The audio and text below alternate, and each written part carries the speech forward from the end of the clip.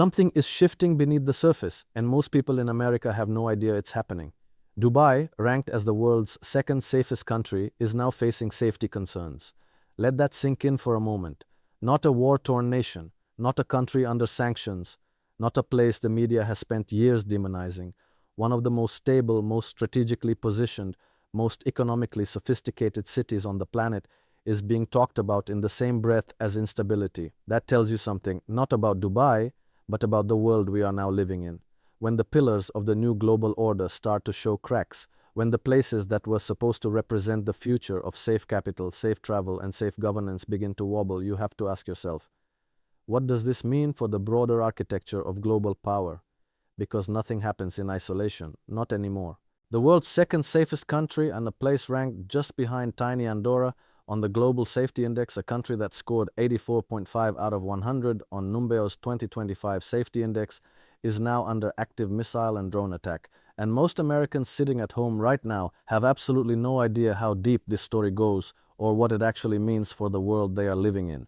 According to Numbeo's 2025 Safety Index, the UAE ranks as the second safest country in the world, with Abu Dhabi leading for the 9th consecutive year with a safety score of 88, while Dubai followed closely with 83.9. Think about that number for a moment. Not a theoretical ranking, not a marketing slogan, a data-driven, crowdsourced, globally verified measurement of how safe a country genuinely is.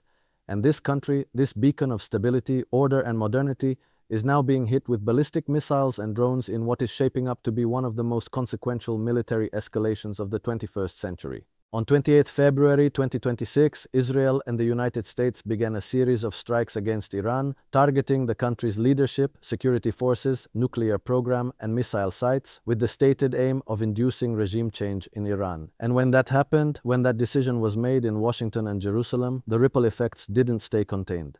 They exploded outward, across the Gulf, across the shipping lanes, across the airspace, and yes, directly into Dubai and Abu Dhabi. In retaliation, Iran launched ballistic missiles and drones against several countries around the Middle East, including the UAE, Bahrain, Qatar, Kuwait, Saudi Arabia, and Israel. As of February 2026, Iran fired 165 ballistic missiles and 2 cruise missiles against the UAE, while 541 Iranian drones were detected. 541 drones, directed at one of the most peaceful, most economically sophisticated, most carefully engineered societies on the planet. This is not a number you hear and simply move past. This is a number that demands you stop and reckon with what it means. Now here is what the UAE's defenses did with those attacks. Most of the missiles and drones were intercepted by UAE air defenses. Of 165 ballistic missiles, 152 were destroyed while 13 fell into the sea. Of 541 drones, 506 were intercepted while 35 fell within the country's territory. That is an extraordinary performance by any military standard. And yet, and this is the part that people are glossing over, the debris alone, the sheer physical aftermath of intercepting that many projectiles, was enough to cause damage across both Dubai and Abu Dhabi. Debris doesn't care about rankings. Debris doesn't respect safety indices. Fallen debris caused damage to structures in Dubai, including areas around Palm Jumeirah and the Burj Al Arab Hotel. In the residential and commercial areas of Abu Dhabi, debris caused damage to property, killing 1 civilian and injuring several others. Since the Iranian strikes began on February 28th, 3 people were killed and 58 were injured, according to statements from the UAE Defense Ministry. The civilians killed were foreign nationals from Pakistan, Nepal, and Bangladesh. These were ordinary people, workers, people who went to Dubai because it was safe, because it promised stability, economic opportunity, and a life free from the chaos that plagues so much of the world. They were right until the world came crashing into their neighborhood from 30,000 feet. Dubai authorities confirmed that a drone was intercepted and debris caused a minor fire on the Burj Al Arab's outer facade. Civil defense teams responded immediately and brought the incident under control. The Burj Al Arab, the iconic sail-shaped hotel that has become, over 2 decades, a global symbol of ambition and luxury and what a determined small nation can build when it commits to a vision. That building, that symbol, had fire on its facade because of the cascading consequences of a decision made thousands of miles away. And here is where the analytical thread becomes critical for Americans to understand. Because this is not just a story about Dubai, this is a story about how the architecture of global stability is being stress-tested in real time. On March 2, 2026, the Department of State ordered non-emergency U.S. government employees and U.S. government family members to leave the United Arab Emirates due to the threat of armed conflict. Following the onset of hostilities between the United States and Iran on February 28, there has been an ongoing threat of drone and missile attacks from Iran, and the Iranian regime publicly stated its intention to target locations in the UAE associated with the United States. Let that sink in slowly. The United States government ordered its own people out of the world's second safest country. That is not a minor bureaucratic footnote. That is the world's most powerful government saying, in plain language, that one of the safest places on earth is no longer safe for Americans specifically, because America is now a party to an active armed conflict in the region. The safety of Dubai was never really about Dubai alone. It was always, in part, about how Dubai was positioned in the broader geopolitical chessboard. Secretary of State Marco Rubio urged Americans to depart via commercial means due to serious safety risks, with the guidance published publicly, and officials emphasizing that while commercial flights remained available in parts of the region, mobility could change quickly. The key phrase there is, while commercial flights remain available, because that availability itself became uncertain almost immediately. Dubai's airport operator said flights had been halted indefinitely at Dubai International Airport, the world's busiest airport for international flights, and the Dubai World Central Al Maktoum International Airport on the Gulf city's outskirts. The world's busiest international airport, halted indefinitely. You have to understand what Dubai International Airport represents to the global economy. It is not just a hub for tourists visiting the desert, it is the connective tissue of global commerce, linking South Asia to Europe, Africa to North America, the Gulf to East Asia. When that airport stops, the effects ripple through supply chains, financial transactions, business operations, and people's lives across every continent on Earth. This is what real geopolitical disruption looks like from the inside. Many of the Iranian attacks since the initial US-Israeli strike struck civilian infrastructure in the Gulf, including airports in Dubai and Kuwait, hotels, and other buildings. Dozens of missiles and drones targeted the United Arab Emirates, Bahrain, Qatar, Kuwait, Jordan, and Saudi Arabia. Iran wasn't just targeting American military bases, Iran was targeting the Gulf's economic infrastructure, the ports, the airports, the hotels, the commercial districts.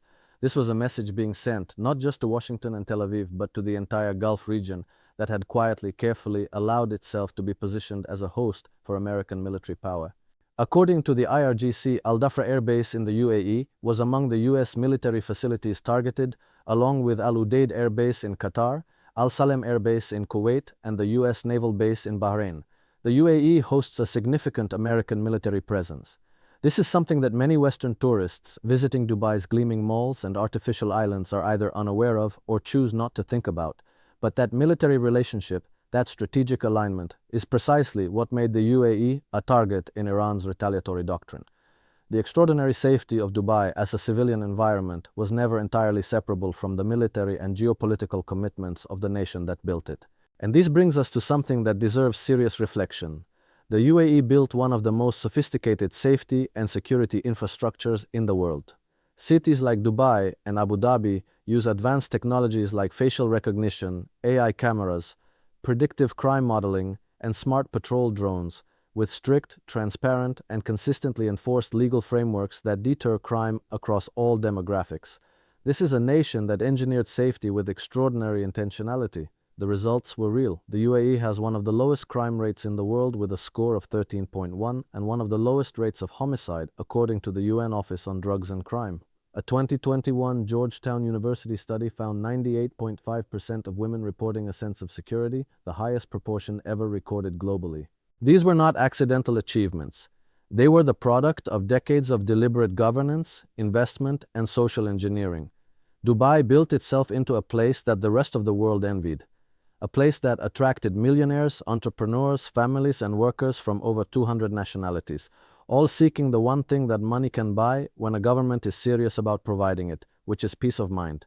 The dominance of GCC nations in the upper echelons of the safety index is evident, with Qatar following in third place, Oman in fifth, and Saudi Arabia also featuring prominently, a collective achievement highlighting the region's commitment to maintaining low crime rates and ensuring the safety of its residents and visitors. The Gulf states collectively had constructed something remarkable, a regional model of stability, prosperity, and modern governance that stood in stark contrast to the chaos that had engulfed much of the broader Middle East over the previous 2 decades. And then the United States and Israel decided to strike Iran, and the calculus changed for everyone in the neighborhood, whether they had anything to do with the decision or not. Following the military strikes on Iran on February 28, 2026, which involved the United States and Israel, the Gulf tourism market, known for its reliance on international visitors, especially long-haul travelers, saw a steep decline in demand.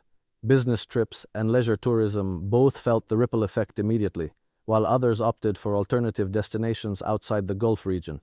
The economic consequences are already measurable. The confidence that took years to build, the reputation that made Dubai the fourth most visited city on Earth, is being tested in ways that no safety index could have predicted. The U.S. State Department reactivated its rarely used worldwide caution advisory, urging Americans to exercise increased vigilance globally and especially across the Middle East. U.S. embassies in the United Arab Emirates and Israel issued shelter-in-place instructions for government personnel and advised American citizens to monitor official channels closely. A worldwide caution advisory. That is not a routine instrument. That is the United States government telling every American on the planet, not just those in the Middle East, but everywhere, that the threat environment has fundamentally shifted, that the world is in a different kind of moment right now. And what kind of moment is it? The operation by the US and Israel began with joint strikes on Tehran, Isfahan, Qom, Karaj, and Kermanshah. The attack included the assassination of Supreme Leader Ali Khamenei, whose compound was destroyed, along with other senior Iranian officials. In retaliation, Iran launched dozens of its drones and ballistic missiles throughout the Persian Gulf and targeted Israel as well as US military bases in Jordan, Kuwait, Bahrain, Qatar, Iraq, Saudi Arabia, and the United Arab Emirates. Iran's closure of the Strait of Hormuz disrupted global oil and gas shipments. The Strait of Hormuz, roughly 20% of the world's oil, passes through that narrow waterway. When Iran closes it, or even threatens credibly to close it, the effects don't stay in the Gulf.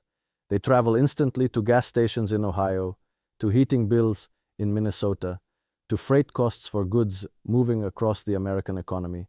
The idea that what happens in the Gulf stays in the Gulf is one of the more durable illusions of American public discourse. It never was true.